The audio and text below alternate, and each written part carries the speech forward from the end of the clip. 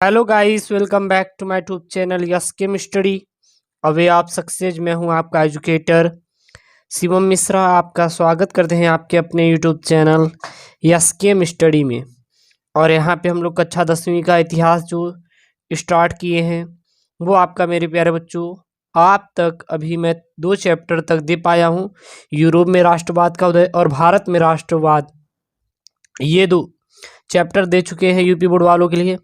अब ये आपका तीसरा चैप्टर है हिस्ट्री, यानी बोले तो क्लास 10 सोशल साइंस में 4 अध्याय हैं। तो उसमें हम लोग अभी हिस्ट्री देख रहे हैं, फिर इकोनॉमिक और फिर जो भी हैं आपके ज्योग्राफी। हर एक सब्जेक्ट को हम लोग बारी बारी से कवर करेंगे।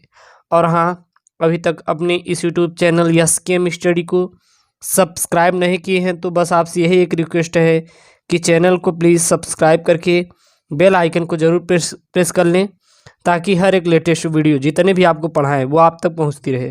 तो यहाँ पे क्लास 10 हिस्ट्री का अध्याय जो 3 है, चैप्टर 3 है भूमंडलीकृत विश्व का बनना। भूमंडलीकृत विश्व का बनना, ये आपका अध्याय 3 है। तो इसमें जो सबसे पहला आता है वो आता है आधुनिक युग से पहले, यानी कि जो अब तो आधुनिक है, लेकिन इस युग से पहले क्या क्या था, कैसे कैसे सब कुछ होता था, तो उसको देखते हैं।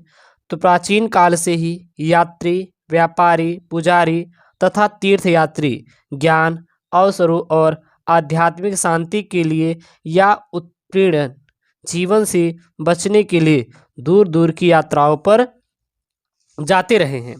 अभी भी आधुनिक युग में भी जाते हैं, बट आधुनिक युग से पहले भी लोग जो थे वह यात्रा करते थे। वो चाहे आप कह सकते हैं पुजारी हो, व्यापारी हो, तीर्थयात्री हो, ज्ञान के लिए या फिर आध्यात्मिक शांति के लिए, या फिर उत्पीड़न, जो मानसिक उत्पीड़न से बचने के लिए बहुत सारे लोग क्या करते रहते थे, दूर दूर यात्राओं पर जाते थे।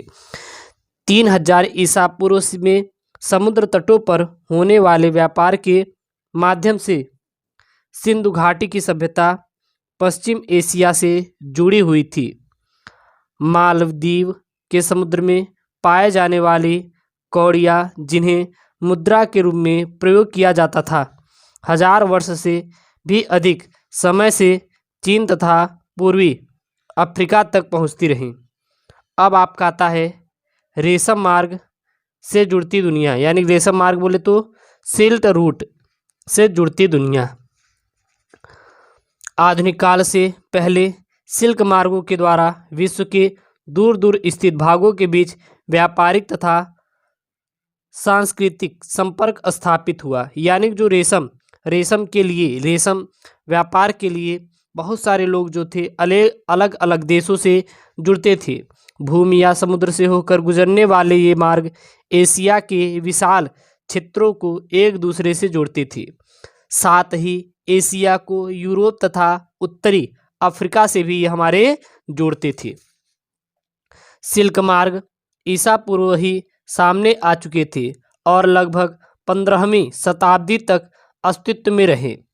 इस मार्ग से चीनी पॉटरी, भारत तथा दक्षिण पूर्वी एशिया के कपड़े और मसाले विश्व के दूसरे भागों में पहुँचते और बदले में सोना, चांदी जैसी कीमती धातुएं यूरोप से एशिया में पहुंचती थी।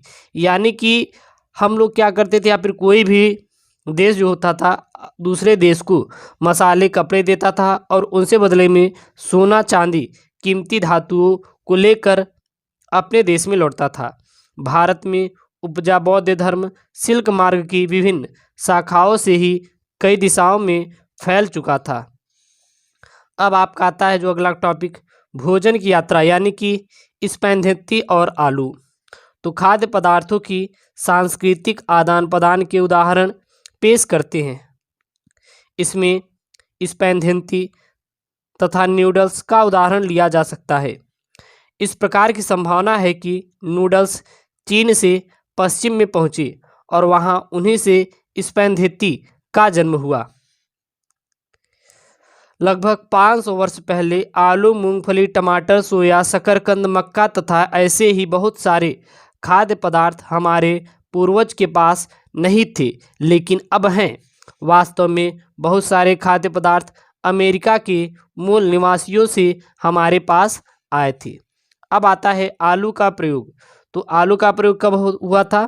तो यूरोप में आलू के प्रयोग से लोगों का भोजन बहुत ही बेहतर हो गया, क्योंकि वहाँ पे आलू का प्रयोग किया जाने लगा और किसके रूप में? खाद्य पदार्थों के रूप में।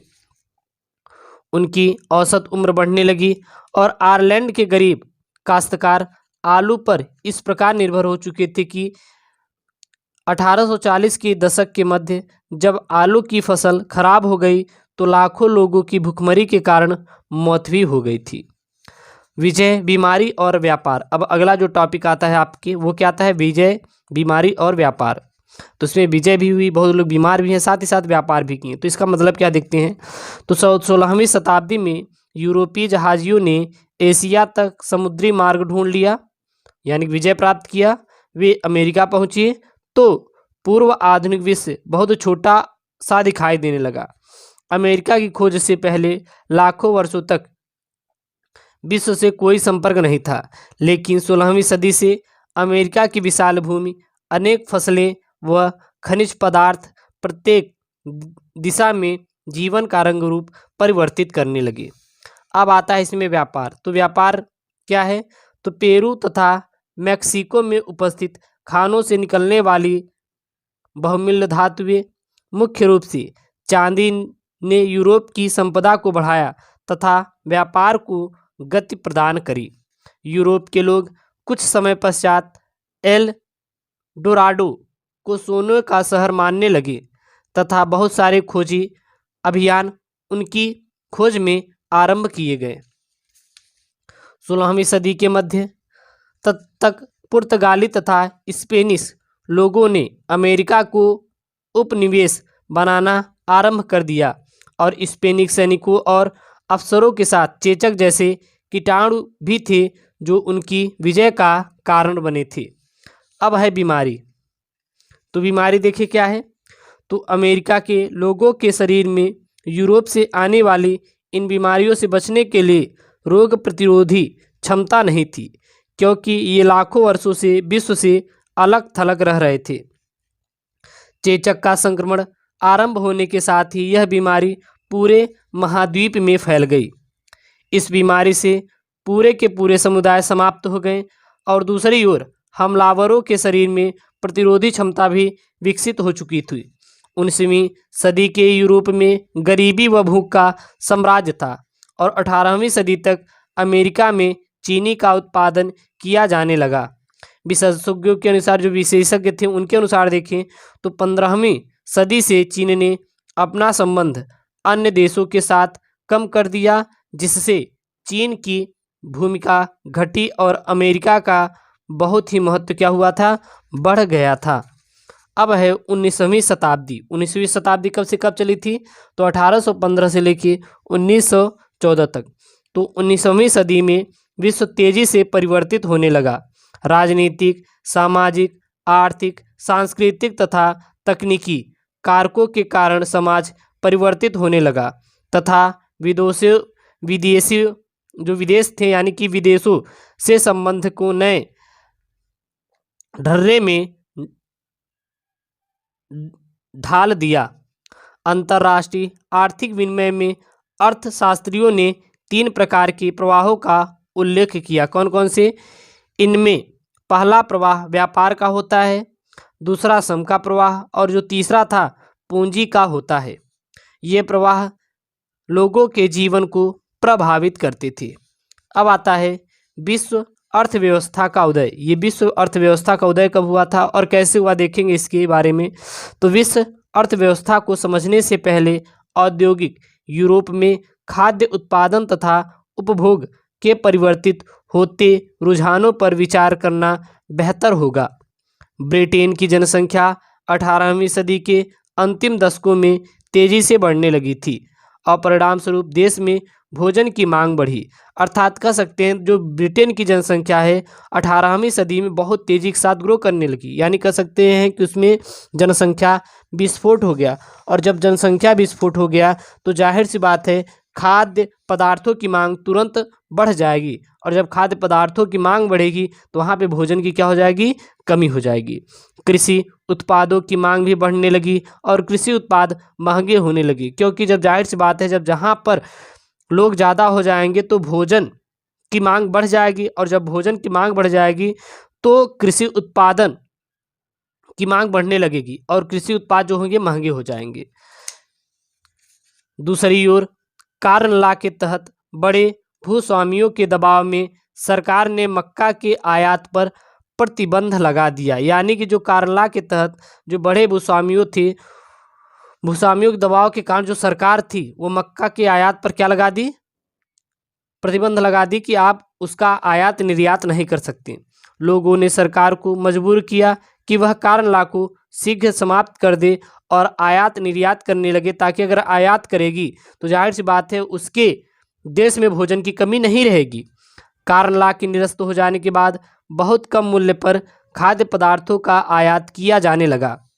आयातित खाद्य पदार्थों की लागत कम होने के कारण ब्रिटिश किसानों की स्थिति बिगड़ने लगी और बड़े भूभागों पर कृषि बंद हो गई। लोग बेरोजगार होने लगे और वे गांव को छोड़कर नगरों में व दूसरे देशों में जाने लगे। खाद्य पदार्थों की कीमत में जब गिरावट आई तो उपभोग का स्तर ब्रिटेन में बहुत ही बढ़ गया और 19वीं सदी के मध्य से ब्रिटेन की औद्योगिक प्रगति के कारण लोगों की आय में वृद्धि हुई। खाद्य पदार्थों का अधिक मात्रा में आयात होने लगा। रूस, अमेरिका, ऑस्ट्रेलिया व पूर्वी यूरोप विश्व के प्रत्येक भाग में ब्रिटेन का पेट भरने के लिए खेती की जाने लगी। वैसी कृषि अर्थव्यवस्था सन 1890 ईस्वी तक सामने आ चुकी थी। खाद्य पदार्थों को एक स्थान से दूसरे स्थान तक पहुंचाने के लिए रेलवे का प्रयोग किया जाने लगा था। इन्हें पानी के जहाज़ों के द्वारा दूसरे देश में पहुंचाया जाता था। अब है तकनीक की भूमिका। तकनीक की भूमिका क्या है? तो भाप के जहाज़, यानी कि बहुत सारे ऐसी तकनीकी चीज़ें थी जिसकी बहुत ही महत्वपूर्ण भूमिका रही हमारे आयात निर्यात करने में। तो भाप के जहाज़, रेलवे, टेलीग्राफ, ये बहुत ही महत्वपूर्ण तकनीक परिवर्तन थे। तकनीकी प्रगति सामाजिक, राजनीतिक, आर्थिक कारकों का परिणाम होता है। जैसे औपनिवेशीकरण के फलस्वरूप यातायात तथा परिवहन के साधनों में सुधार किए गए, तेज चलने वाली रेलगाड़ियों का निर्माण किया गया और रेफ्रिजरेशन की तकनीकी पानी के जहाज़ों में स्थापित कर दी गई। अब 19वीं सदी के आखिर में उपनिवेशवाद। तो 19वीं सदी के अंत में व्यापार और बाजार या जो बजट है बहुत तेज़ी से बढ़ने लगा। व्यापार भी होने लगा और बाजार मतलब कि उसकी खरीदारी भी बहुत ही तेज़ी के साथ 19वीं सदी में होने लगी थी। यूरोपियों की विजय से 19वीं सदी के अंतिम दशकों में बहुत सारे कष्टदायक आर्थिक, सामाजिक तथा पारिस्थितिकीय परिवर्तन आए और औपनिवेशक समाजों को विश्व अर्थव्यवस्था में समाहित कर लिया गया। अब आता है आपका रिंडरपेस्ट या मवेशी प्लेग। तो रिंडरपेस्ट या मवेशी प्लेग क्या था? तो 1890 के दशक में रिंडरपेस्ट नामक बीमारी अफ्रीका में बहुत तेज़ी से फैल गई थी। यानी कि जो रिंडरपेस्ट यह हमारी क्या थी? बीमारी थी, जो कि सन 1890 के दशक में यह फैली थी। और कहाँ फैली थी? अफ्रीका में फैली थी। मवेशियों में प्लेग की तरह फैलने वाली इस बीमारी ने भी हजारों लोगों का जीवन व भाग्य बदल कर रख दिया और विश्व के साथ उनके संबंधों को नई शक्ल में ढाल दिया। 1880 के दशक के अंतिम वर्षों में अफ्रीका में रिंडरपेस्ट नाम की बीमारी दिखाई दी और पूर्वी अफ्रीका में एरिस्ट्रिया पर हमला कर रहे इतावली सैनिकों का पेट भरने के लिए उस समय एशियाई देशों से जानवर लाए जाते थे और यह बीमारी एशियाई देशों से लाए गए पशुओं के द्वारा ही पहुंची थी। और जो रिंडरपेस्ट बीमारी थी यह किसके द्वारा पहुंची थी? तो यह पहुंची थी जानवरों के द्वारा, पशुओं के द्वारा। और पशुओं से मनुष्य में क्यों फैली थी? तो वो फैली थी इतावली पूरी अफ्रीका में जो हमला कर रहे थे सैनिकों को पेट भरने के लिए लाया जाता था। जो हमारे इतालवी सैनिक थे वो किस पे हमला कर रहे थे? एरिट्रिया पर हमला कर रहे थे। एरिट्रिया पर हमला कर रहे थे और उनको पेट भरने के लिए ले आया जाता था। और अब भैया जब वो खा लिए हाँ, बीमार पशु को, तो जाहिर सी बात है वो भी मरने लगे, और जब वो मरने लगे तो हमारे एरिट्रिया पर हमला होना बंद हो गया, तो कहीं ना कहीं वहां पर भी उनको प्लस पॉइंट हुआ, मिल गया। और यह बीमारी अफ्रीका महाद्वीप में जंगल की आग की तरह फैल गई। रिंडरपेस्ट ने अपने मार्ग में आने वाले 90% मवेशियों को मौत की नींद सुला दिया। इसके बाद अफ्रीका में रोजी रोटी के साधन ही समाप्त हो गए। अब भारत से अनुबंधित श्रमिकों का जाना, यानी जो भारत है इससे जो अनुबंधित श्रमिक थे वो चले गए थे। अब इसका क्या मामला है, चलिए देखते हैं।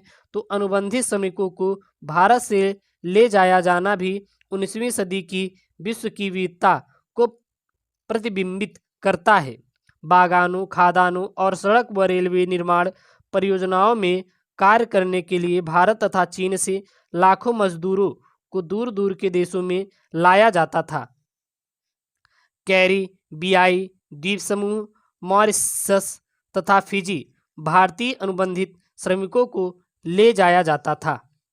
तो जो भारतीय श्रमिकों को कहाँ कहाँ ले जाया जाता था, तो याद रखना, कैरिबियाई द्वीप समूह, मॉरिशस तथा फिजी भारतीयों को अनुबंधित श्रमिकों को ले जाया जाता था, कभी कभी आ जाता है। सिलोन तथा मलाया में तमिल अप्रवासी जाकर काम करते थे, और जो तमिल अप्रवासी थे वो कहाँ जाकर काम करते थे, सिलोन तथा मलाया में। अनुबंधित श्रमिकों को असम के चाय बागानों में भी काम करने के लिए ले जाया जाता था। 20वीं सदी के आरंभिक वर्षों से इस प्रथा का विरोध देश के राष्ट्रवादी नेता करने लगे थे। वर्ष 1921 में इसी दबाव के कारण इसे समाप्त भी कर दिया गया था।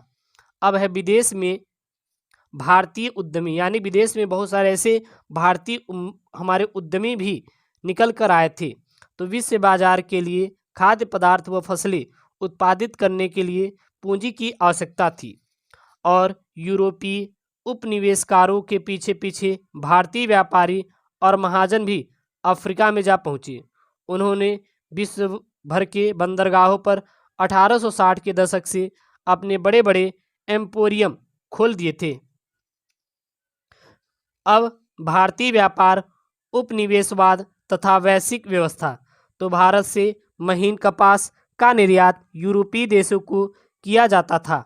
ब्रिटेन में महीन भारतीय कपास का आयात कम होने लगा, और धीरे धीरे भारतीय सूती कपड़े के निर्यात में गिरावट आई, और 1800 ईस्वी के आसपास सूती कपड़े का निर्यात 30% था, जो घटकर 1815 में 15% रह गई, और 1870 ईस्वी तक यह अनुपात केवल 3% ही रह गई, और 3% तक के ही सूती कपड़ों का निर्यात होता था। और 1820 के दशक से बड़ी मात्रा में अफीम का निर्यात चीन को किया जाने लगा। भारत के साथ ब्रिटेन हमेशा व्यापार अधिशेष की अवस्था में भी रहता था, और ब्रिटेन के व्यापार से जो अधिशेष प्राप्त होता था उससे होम चार्जेस यानी देशी खर्चे का निपटारा हो जाता था। अब है युद्धों के बीच अर्थव्यवस्था, यानी जब युद्ध होता था तो उसके बीच कैसी अर्थव्यवस्था थी अपने देश की, विश्व की। तो प्रथम महायुद्ध यूरोप में ही लड़ा गया, परंतु इसका प्रभाव पूरे विश्व पर पड़ा था। इस युद्ध के कारण विश्व अर्थव्यवस्था संकट में आ गई, जिससे उबरने के लिए विश्व को 3 दशक से भी अधिक का समय लग गया। युद्धकालीन रूपांतरण। अब आपका आता है युद्धकालीन रूपांतरण, यानी युद्ध के बाद क्या क्या रूपांतरित हुआ था। तो पहला विश्व युद्ध 2 खेमों के बीच लड़ा गया। एक खेमे में मित्र राष्ट्र यानी ब्रिटेन, फ्रांस और रूस थे, तो दूसरे खेमे में केंद्रीय शक्तियाँ यानी कि जर्मनी, ऑस्ट्रिया हंगरी तथा ऑटोमन तुर्की भी थे।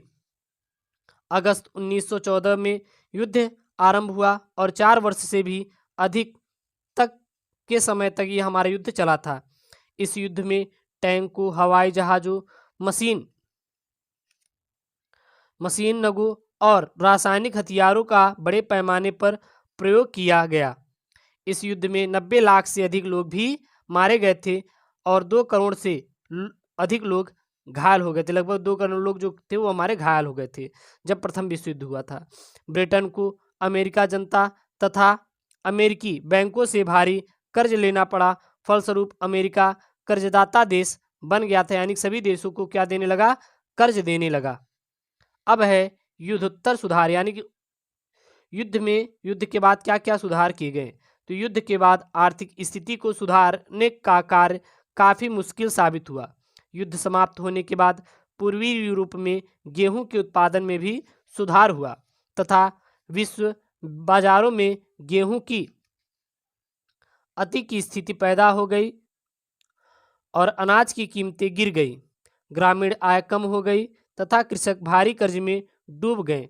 अब बड़े पैमाने पर उत्पादन और उपभोग। तो अमेरिका में सुधार की गति तेजी थी और 1920 के दशक की एक बड़ी विशेषता थी कि अमेरिका अर्थव्यवस्था में वृद्धि, उत्पादन का चलन। कार निर्माता हेनरी फोर्ड वृद्ध उत्पादन के विख्यात प्रणेता थे। हेनरी फोर्ड ने डेट्रॉयट के कारखानों में भी आधुनिक असेंबली लाइन स्थापित की थी। अमेरिका में फोर्ड द्वारा अपनाई गई उत्पादन पद्धतियों को अपनाया जाने लगा और 20 के दशक में ही यूरोप में भी उसकी नकल की जाने लगी। अमेरिका में कारों के उत्पादन में बढ़ोतरी होती गई, लेकिन वर्ष 1929 तक आते आते विश्व एक ऐसे आर्थिक संकट में फंस गया जिसका विश्व ने पहले कभी नहीं अनुभव किया था। अब है महामंदी, क्योंकि अपने विश्व में महामंदी भी आई थी। तो इसका शुरुआत 1929 में हुई। यह संकट 30 के दशक के मध्य तक बना। विश्व में अधिकतर भागों में उत्पादन, रोजगार, व्यापार तथा आय में भारी गिरावट आई थी महामंदी के फलस्वरूप। इस महामंदी के अनेक कारण थे। तो इस महामंदी के जो पहला कारण क्या था, तो पहला कारण यह था कि अति उत्पादन की समस्या कृषि क्षेत्र में बनी हुई थी। दूसरा कारण 1920 के दशक में बहुत सारे देशों ने अमेरिका से कर्ज ले लिया था। औद्योगिक देशों में भी मंदी का सबसे बड़ा बुरा प्रभाव अमेरिका को ही झेलना पड़ा था। वर्ष 1935 तक औद्योगिक क्षेत्रों में आर्थिक संकट से उबरने के संकेत दिखाई देने लगे थे, लेकिन मंदी का प्रभाव अभी भी समाजों, अंतर्राष्ट्रीय संबंधों तथा राजनीतिक पर था। अब भारत पर महामंदी के क्या क्या प्रभाव पड़े थे, तो महामंदी से भारतीय व्यापार प्रभावित हुए थे। जब अंतर्राष्ट्रीय बाजार में कीमतें गिरने लगी तो भारत में भी कीमतें नीचे आ गईं। काश्तकार पूरे देश में पहले से भी अधिक कर्ज में डूब गए। भूमि सूदखोरों के पास गिरवी पड़ी थी। और वहीं पर देखें तो मंदी के इन्हीं वर्षों में भारत से बहुमूल्य धातुओं के रूप में सोने का निर्यात होने लगा। किंग्सगिर के अनुसार देखें तो उनके अनुसार देखें तो सोने के निर्यात पे क्या बोले थे वो लोग, तो भारतीय सोने के निर्यात से भी वैश्विक अर्थव्यवस्था को पुनर्जीवित करने में भी काफ़ी सहायता मिली थी। और 1931 में महामंदी अपने चरम पर थी और उसी समय महात्मा गांधी ने सविनय अवज्ञा आंदोलन भी आरंभ किया था। विश्व व्यवस्था का पुनर्निर्माण, युद्धोत्तर काल। आपका अगला यहाँ पे टॉपिक शुरू होता है। तो दूसरा युद्ध, अब प्रथम विश्व युद्ध तो समाप्त हो गया था, लेकिन अब यहाँ पे प्रथम विश्व युद्ध चालू हो गया था। यानी दूसरा विश्व युद्ध प्रथम युद्ध समाप्त होने के केवल 2 दशक बाद आरंभ हो गया था। यह युद्ध भी 2 खेमों के बीच लड़ा गया। एक गुट में धुरी शक्तियां जैसे कि नास्ती जर्मनी, जापान व इटली थी, तो दूसरे गुट में मिस्र राष्ट्र जैसे ब्रिटेन, सोवियत संघ, फ्रांस व अमेरिका थे। इस युद्ध में प्रत्यक्ष व अप्रत्यक्ष रूप से लगभग 6 करोड़ से लोग अधिक मारे गए थे और एशिया तथा यूरोप के विशाल भूभाग तबाह हुए व कई नगर हवाई बमबारी या लगातार गोलीबारी के कारण मिट्टी में मिल गए। युद्धोत्तर काल में पुनर्निर्माण का कार्य 2 बड़े प्रभाव में आगे बढ़ा। आर्थिक, राजनीतिक तथा सैनिक दृष्टि से अमेरिका पश्चिम विश्व में एक वर्चस्वशाली शक्ति बन चुका था और वहीं दूसरी ओर सोवियत संघ भी एक वर्चस्वशाली ताकत के रूप में सामने आया। अब है आपका युद्धोत्तर बंदोबस्त और ब्रेटन वुड्स संस्थान। तो दोनों महायुद्धों से मिले आर्थिक अनुभवों से अर्थशास्त्रियों तथा राजनीतिज्ञों ने दो महत्वपूर्ण सबक निकाले। प्रथम क्या निकाले थे? बृहत उत्पादन पर आधारित किसी औद्योगिक समाज को व्यापक उपभोग के बिना कायम नहीं रखा जा सकता। और दूसरा सबक बाहरी विश्व के साथ आर्थिक संबंधों के बारे में था। अगर हम लोग बाहरी विश्व के साथ आर्थिक संबंध रखेंगे तो अगर उस देश में कोई संकट आ पड़ेगी तो जाहिर सी बात है आपके देश में भी संकट आएगी, क्योंकि हमारा जो खाद्य निर्यात करेंगे तो अगर वहाँ से आना बंद हो जाएगा तो अपने देश के लोग मरने लगेंगे बिना खाए। युद्धोत्तर विश्व आर्थिक व्यवस्था को बनाए रखने का मुख्य उद्देश्य यह था कि औद्योगिक विश्व में आर्थिक स्थिरता तथा पूर्ण रोजगार बनाए रखना।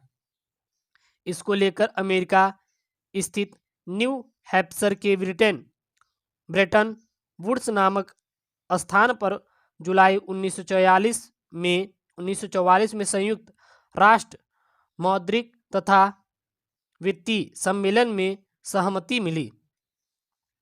इस सम्मेलन में ही अंतर्राष्ट्रीय मुद्रा कोष की स्थापना हुई और युद्धोत्तर पुनर्निर्माण के लिए अंतर्राष्ट्रीय पुनर्निर्माण तथा विकास बैंक का गठन किया गया। इस कारण IMF तथा विश्व बैंक को ब्रेटन वुड्स संस्थान कहा जाता है। यह निश्चित विनिमय दरों पर आधारित थी। अब प्रारंभिक युद्धोत्तर वर्ष। तो व्यापार और आय में वृद्धि के लिए ब्रेटन वुड्स व्यवस्था ने पश्चिमी औद्योगिक राष्ट्रों तथा जापान के लिए एक अप्रीतम युग का सूत्रपात किया। विकसित औद्योगिक क्षेत्रों के बराबर पहुंचने के लिए विकासशील देश हर संभव प्रयास कर रहे थे। इस बजट से उन्होंने आधुनिक तकनीकी से चलने वाले संयंत्रों तथा उपकरण के आयात पर अत्यधिक धन का निवेश किया था। अब है अनौपनिवेशीकरण और स्वतंत्रता। तो दूसरा विश्व युद्ध समाप्त होने के बाद अगले 2 दशकों में अफ्रीका व एशिया के अधिकतर उपनिवेश स्वतंत्र स्वाधीन राष्ट्र बन चुके थे, लेकिन उन देशों की अर्थव्यवस्थाएं तथा समाज लंबे समय तक चले औपनिवेशिक शासन के कारण अस्त व्यस्त हो चुके थे। अनौपनिवेशीकरण के बहुत वर्ष बाद बहुत सारे नवस्वाधीन राष्ट्रों की अर्थव्यवस्थाओं पर भूतपूर्व औपनिवेशीकरण शक्तियों का ही नियंत्रण बना हुआ था। विकासशील देशों ने नई अंतर्राष्ट्रीय आर्थिक प्रणाली के लिए आवाज उठाई और समूह 77 यानी G77 के रूप में संगठित हो गए। अब आया आपका लास्ट जो टॉपिक है वो आया ब्रेटन वुड्स का समापन और वैश्वीकरण की शुरुआत। तो वर्षों की स्थिर तथा तेजी वृद्धि के बावजूद युद्धोत्तर विश्व में सब कुछ सही नहीं चल रहा था। सोने की अपेक्षा डॉलर का मूल्य गिरने लगा। अंततः स्थिर विनिमय दर की व्यवस्था विफल हो गई और अस्थिर विनिमय दर की व्यवस्था आरंभ हो गई।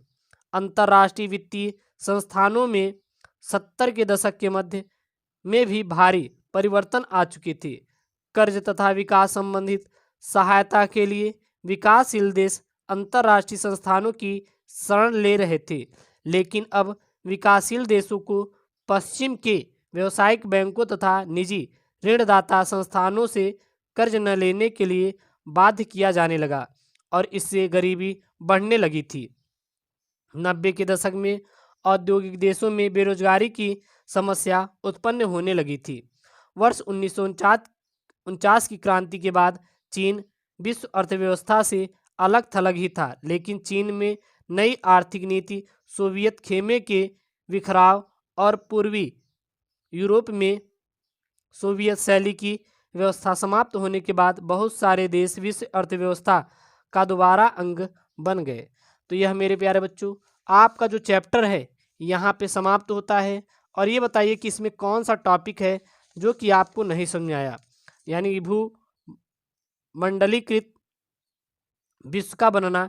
इसमें जो आपको टॉपिक ना समझ आया उस टॉपिक को आप जरूर कमेंट कीजिएगा, मैं उसको दोबारा कोशिश करूँगा समझाने का और अच्छे से, और उसका एक प्यारा सा हेडिंग आपको तैयार करूँगा।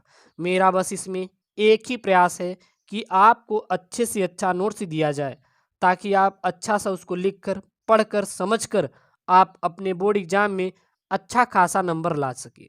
अगर आप चैनल पर नए हैं तो आपसे रिक्वेस्ट है कि चैनल को सब्सक्राइब करें, बेल आइकन जरूर प्रेस करें, ताकि हर एक लेटेस्ट वीडियो की नोटिफिकेशन सबसे पहले आप तक पहुंचती रहे। और आपका यह क्लास 10th हिस्ट्री का चैप्टर नंबर 2 है, अर्थात कक्षा 10वीं इतिहास का अध्याय 2 है, 3 है, सॉरी चैप्टर नंबर 3 है, और यहाँ पे चैप्टर नंबर 3 खत्म होता है। अब हम लोग चैप्टर नंबर 4 पढ़ेंगे। ओके दोस्तों, थैंक यू, जय हिंद।